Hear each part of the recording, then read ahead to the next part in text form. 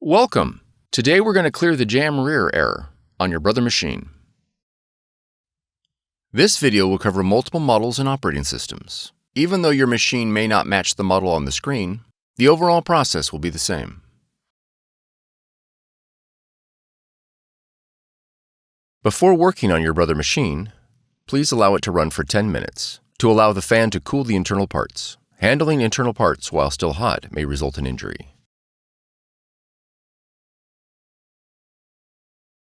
Turn to the back of the machine and open the rear cover.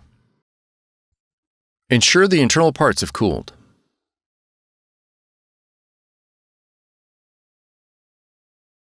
Push down on the green levers on the left and right side and open the fuser cover.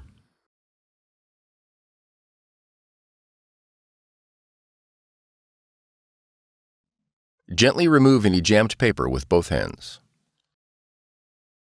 Close the fuser cover. Now close the rear cover.